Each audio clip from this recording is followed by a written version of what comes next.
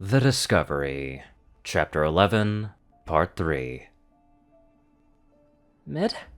David asked, his voice laced with concern. Midnight froze and her eyes shot open. She slowly and shakily turned her head towards the sound of David's voice. Her eyes fell on his form, standing a few paces behind her with both hands behind his back. His face was painted with worry. A 10-second passed before Midnight spoke. David? Before he could answer, Midnight was already on her hooves and closing the distance between them. David had less than a second to brace himself before Midnight jumped into the air and tackled him. She wrapped her hooves around his back as they fell to the ground, and her sobbing started back up in full force. She buried her face in David's shirt and cried while she hugged him as tightly as she could. Please don't leave! I'm sorry! She managed to get out between sniffles. David was in shock.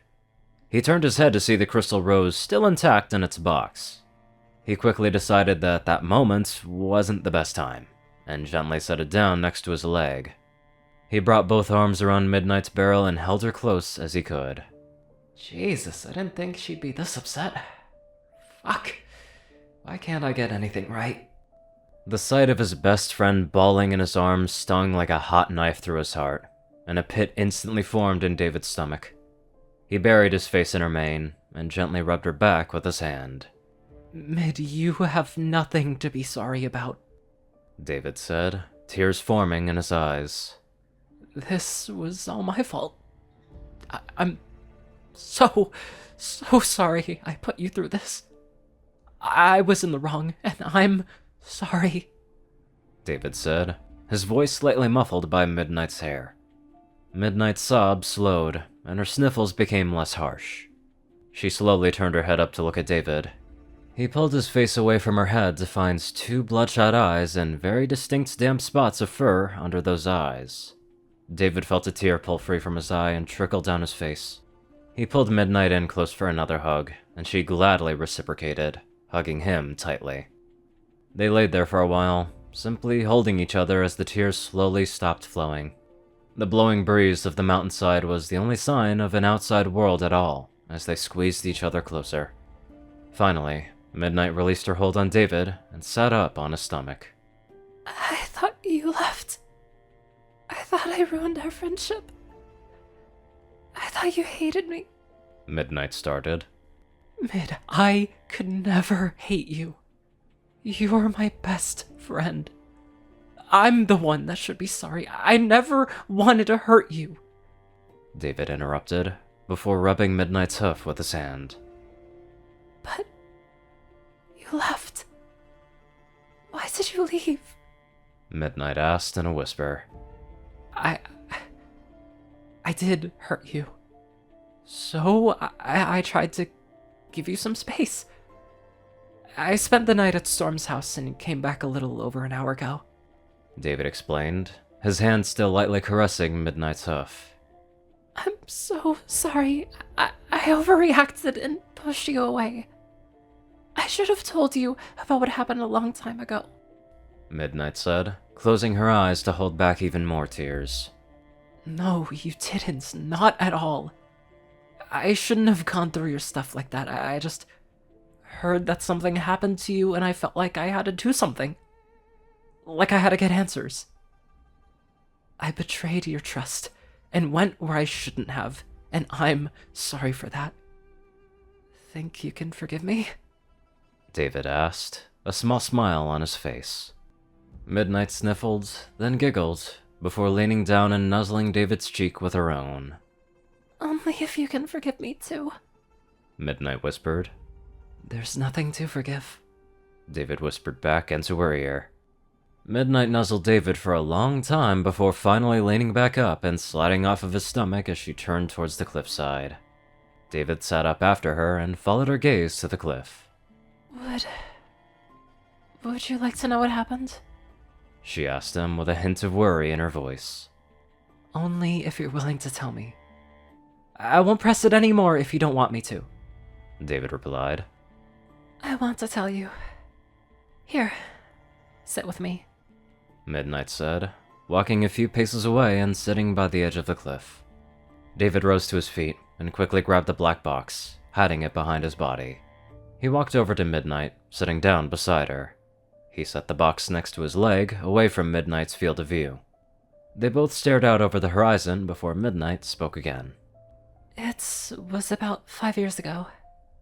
I had just been assigned my position as a medic in the Royal Guard, and everything was great. I loved my job. I saved lives, and I was serving my princesses. It was the happiest time of my life. I even had love. Midnight trailed off. David cocked his head to the side. I didn't know you had someone before. Who was he? He asked softly. His name was Cobalt Spring. He was the first pony I ever loved. We met at the academy, and as cliche as it sounds, it was love at first sight. We were assigned together once we graduated, and got to our platoon in the Royal Guard. We did everything together. We went on missions, we went out after work, we even moved in together. I was the happiest I think I've ever been. Midnight stopped as fresh tears forced their way down her cheeks. A gentle caress against her damp cheek got Midnight's attention, and her eyes darted down to see David's hands gently wiping the tears away from her face. She turned to him to see a small smile on his face as he brought his hand back. She returned a sad smile before beginning again. I was going to propose. He knew, of course. He found the ring one night and pretended to be clueless. I knew that he knew, and that just made it even more exciting.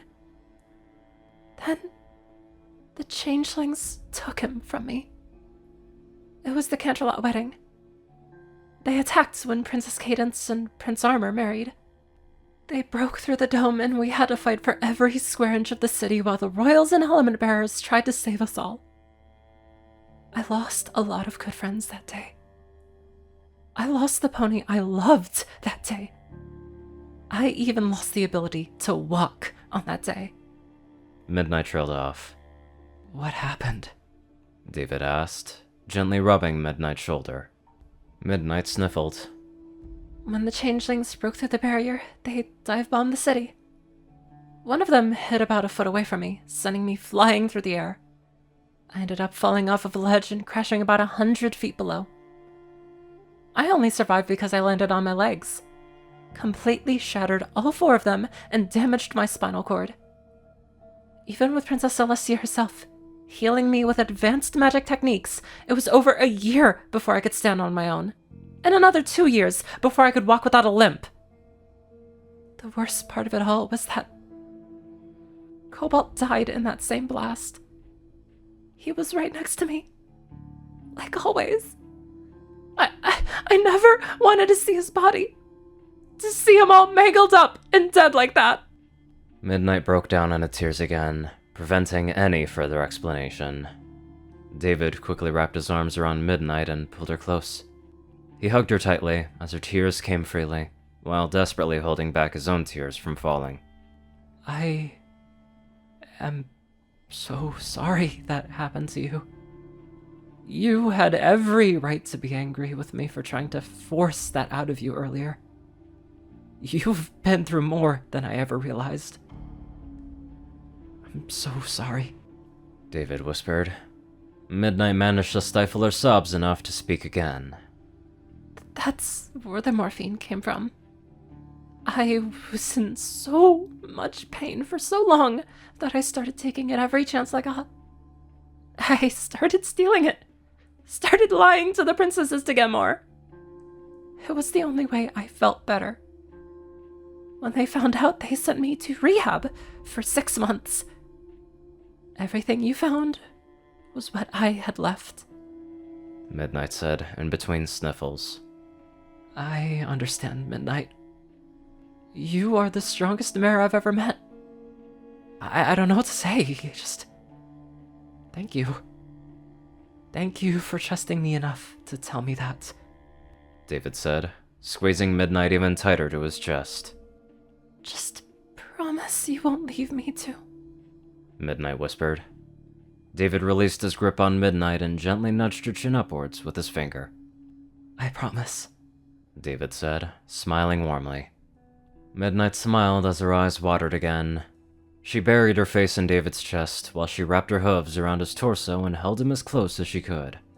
David returned the hug warmly, a contented sigh escaping his mouth as Midnight's soft fur warmed him in the cold air. They sat there for a long time, simply holding each other. Neither spoke a word, content to just hold each other. The soft breeze from the cliffside was the only reminder that there even was an outside world around them. Finally, David lifted his head from Midnight's and looked out onto the horizon. The sun was just hovering beautifully at the tip of Canterlot Mountain. Fluffy clouds now covered the land below them, encapsulating the perfect picture of heaven. David stared at the beauty of the moment, and as the sun's rays beautifully reflected off of the clouds, he felt a serene warmth fill his chest. He turned his head to the side and eyed the black box lying next to him. This is the perfect moment, he thought to himself. Mid, you gotta see this, David whispered, gently rubbing Midnight's back. What is... Whoa, Midnight said, slowly turning her head to the world behind her. Midnight climbed out of David's embrace and sat down next to him. She leaned her head onto his shoulder and sighed contentedly. That really is something, isn't it? Midnight said, clearly in awe of the sight. It sure is, David replied, hesitant to say more. Thanks, by the way, for listening. It really helped to get that all off of my chest, Midnight said, as the yellow filter of sunlight reflected off of her eyes. Thanks for sharing it. I know that was hard, but it means a lot to me. I really care about you, Mid, David said, slightly turning his head. I really care about you too. Midnight gulped.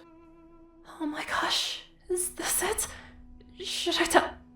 Midnight was interrupted from her thoughts when David suddenly moved. I felt so bad about what happened between us that I wanted to get you a peace offering, but, David swallowed nervously. I wanted to tell you that David trailed off, trying desperately to find the words. I like you, Midnight said, her sapphire eyes trained on David's chocolate ones. David froze. He focused his eyes on the dark unicorn sitting next to him. You do? As in... David asked in disbelief. More than a friend, Midnight finished for him. Whoa, I just... yeah, well, as cheesy as that line might be, I wanted to get you something that's hopefully as beautiful to you as you are to me, David said, holding out the black box. Midnight's heart beat faster, butterflies soaring in her stomach, and her eyes widened. She looked down at the black box and saw a pale glow emanating from the window. She opened the box with her magic and pulled out the crystal rose. Her breath caught in her throat as she covered her mouth with both her forelegs. A barely audible gasp left her lips as she stared at the beautiful flower. After several seconds of admiring every petal on that flower, she slowly turned to face David. Thank you. The crystal rose began to shine brighter and brighter until it was a brilliantly bright sapphire light. Both parties stared in awe for a few seconds before Midnight turned to fully face David and placed her hooves on his shoulders. David hesitantly placed one hand on her cheek and the other on her wither as he leaned in closer. Midnight leaned closer in kind, parting her lips slightly as the pair inched their way closer together. Both of their hearts beat faster, and the butterflies already fluttering about in their stomachs grew even more erratic as the last few inches were crossed. Midnight's eyelids drooped, and she slightly tilted her head as she closed in. David reciprocated in kind and gently pulled her ever closer. They paused at the last inch, their hot breaths mingling in the cold air as they took one last second to take in each other's faces before they closed their eyes completely. Then, they kissed. It was a modest, chaste kiss, but full of passion. A wave of pleasure rippled through the both of their bodies as their lips met. Midnight's heart soared, and her entire body tingled with joy as a happy hum forced its way up to the back of her throat.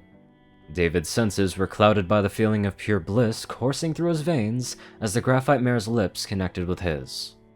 They held the kiss for several seconds before they both realized that they needed to breathe, and pulled apart. Midnight leaned back from David, panting slightly while her eyes stayed trained onto his. David breathlessly stared back into Midnight's sapphire orbs for several seconds before gently leaning his head down and touching his forehead against hers. She returned the gesture in kind, a soft smile gracing her lips. I've wanted to do that for so long, she whispered. I'm sorry I made you wait. Think I can make up the lost time? David said, pulling back slightly. I think so, Midnight said, turning her head to look up at David. They stared into each other's eyes for another second before their lips locked again. Midnight's entire body shuddered under the warmth of David's breath as he pulled her closer.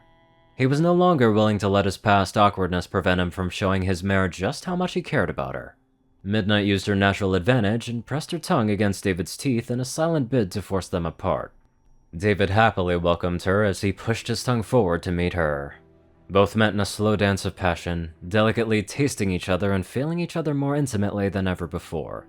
Despite the differences between their anatomy, somehow, someway, kissing Midnight was not awkward for David. Her muzzle was slightly longer than a human's mouth, but not by much, and her lips gently caressed his with the care of a long-lost lover, reminding him that despite their obvious differences, he was welcome here. Her tongue was broader than his, and just ever so slightly rougher, but not enough to be uncomfortable. She explored each of his teeth, one by one taking extra time to feel the foreign feeling of his incisors. She shivered with delight as her ministrations drew a small moan from David. Holy shit, did she eat honey today, or does she always taste the sweet?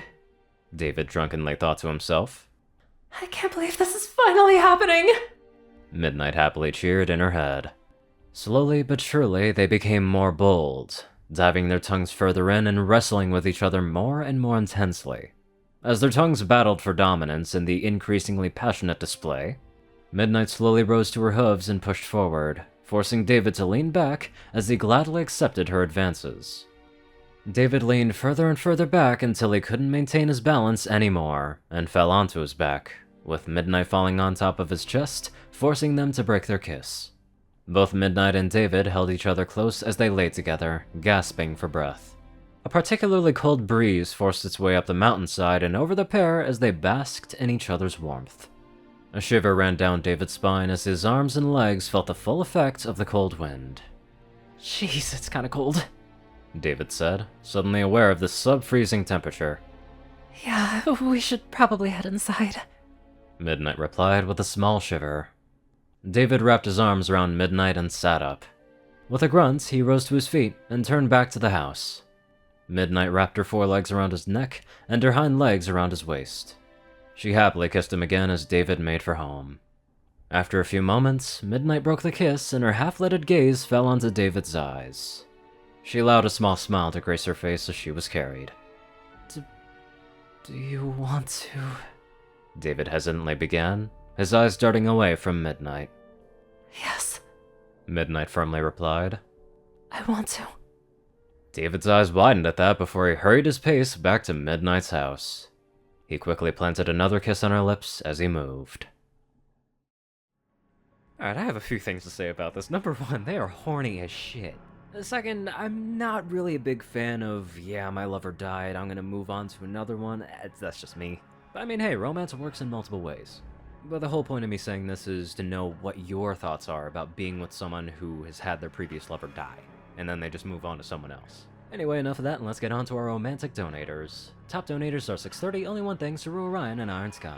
Darkside, Rayden, Narwhals, Blackmoonheart, Pastel, Skies, Austin Rollins, 2, Hexsword, Brother, Mordred, Army Crown, Library, RuneScythe, 9852, Will, Chris, Twinkie, Ride Soul, Baddest Waffle, Shadow Moon, Luigi, 88, Chancer, Crust, Big Smoke, 369, Jesse Smith, Bobcat, GGF, and many more amazing people. Thank you all so much for watching this video and live life to the fullest.